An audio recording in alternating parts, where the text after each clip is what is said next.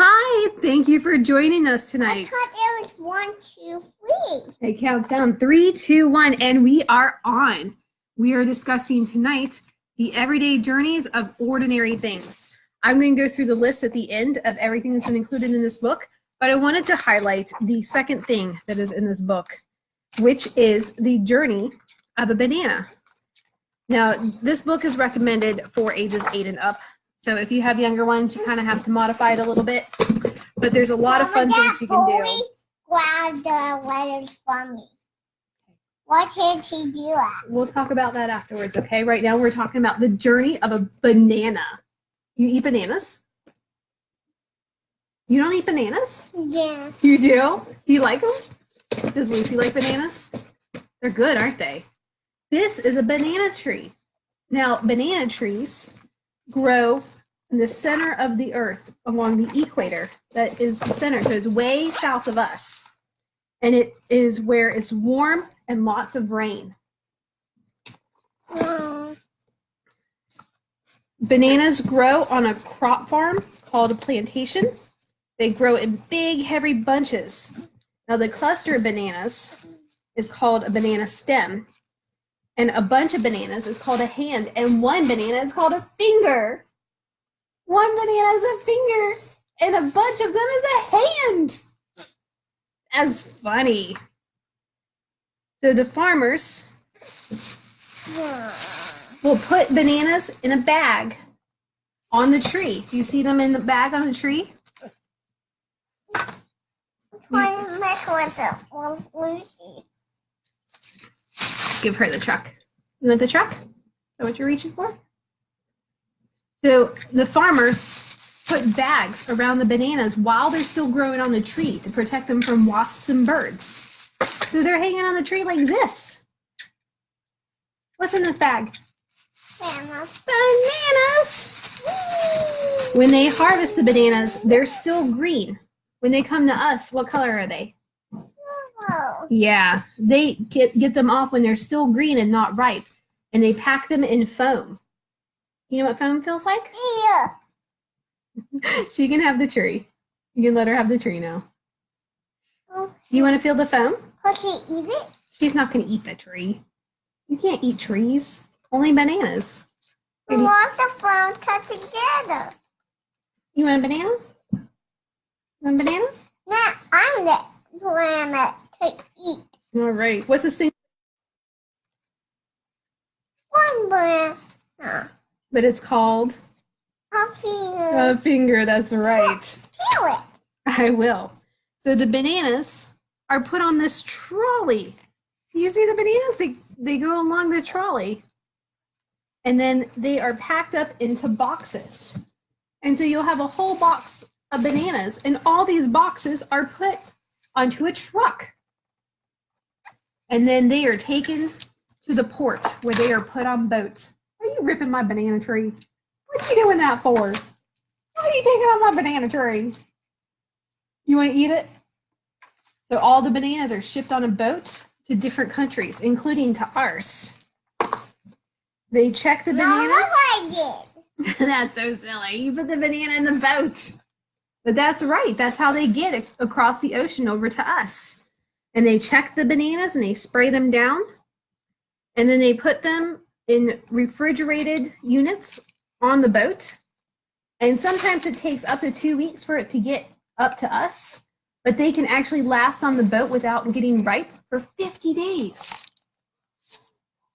That's 2 months. Now, why do foam cut together? Once the bananas arrive at the destination, the fruit is stored in a large warehouse Now, why? with warm air that helps the bananas begin to ripe again. So they were kept really, really cold, so they stayed green. But then once they get here, they let them get warm again so they can turn yellow and get ripe. Do you want the foam, Lucy? Could she have the foam? She can have the foam. Yeah. Who wants a banana? Me. You do. Yeah. You want some too, Lucy? Here. And so that is how a banana gets from the tree to the store where we can buy them. To what store? Hey, Tina? Yeah, Harris Teeter.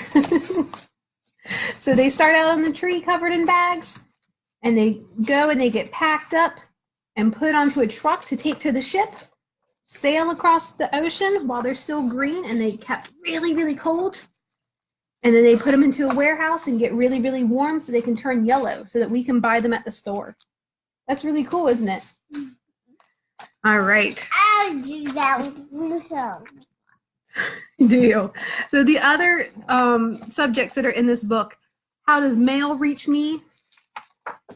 The journey of GPS, the journey of genes starting in a cotton field, the journey of a book, the journey of online shopping, and discusses it being pulled by robots in the warehouse, how glass can be recycled over and over,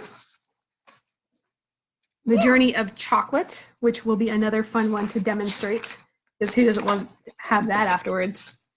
The journey of a suitcase, and it discusses all the things that it goes through in the airport. And it's really up to date, so it discusses the heightened security and everything as well. Where does the water in the faucet come from? So it goes through the water cycle, including through the clouds. Hey, what's this cloud doing?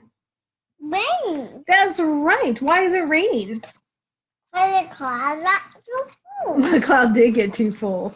Where did the water come from that went into the cloud? You remember?